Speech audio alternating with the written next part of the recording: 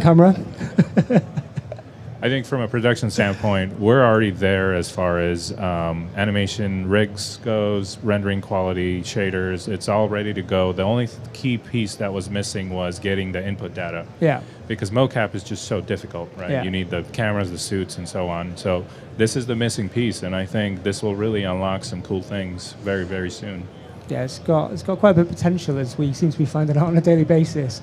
And then another terms of things for us in terms of strategy, and this will again mean different things to all of you, but coming down the road with, to Jamie's point around Web3 and to sort of the prevalence of digital worlds, let's say, or people's necessity for motion for different use cases. And this is a general question to sort of throw around to all of you, but we see a need in the market for motion as an asset class to be able to power many different use cases for many different people. I guess my question there is, when you take the phrase motion as an asset class, like from your overlapping but different industries, like what does that mean? I'll start with you, Addy, because you got the mic already, but I'm going to ask the EA guys a similar question on the same level.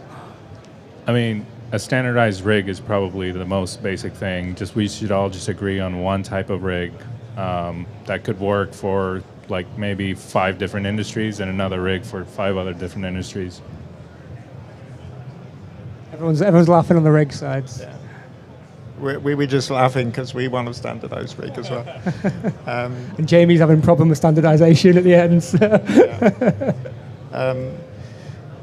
I think within the environment of EA, at least, standardizing animation, standardizing rigs, creating databases of animation that can enable machine learning research in the future. Those are all trends that certainly we're seeing across all the game teams.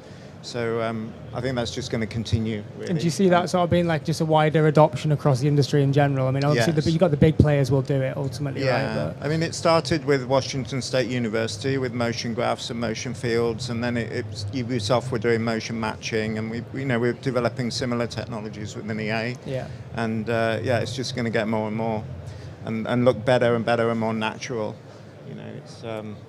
And I'm sure Jamie's at the crux Jamie, of all that. in terms of the sort of that marketplace access, in terms of the way that you're set up at NVIDIA to be able to do that, like how the delivery of that. And Vince, do you want to jump in?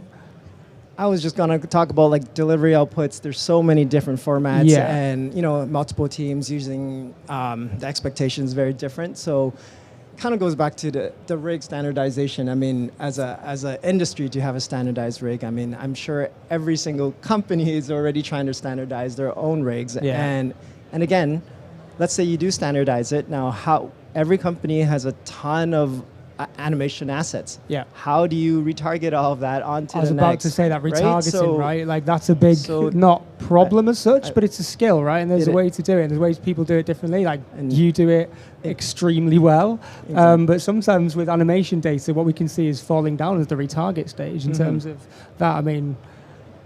So that's why it's almost not even just talking about, okay, you get a rig, we can share it, but it's how do you set up this rig, and how do you do it in a way that can set yourself up in 5 years so that you can repeat this process when there's better ways to create rigs, and now you're going to do it again. So there's just a lot to think about in that aspect, right? So it's almost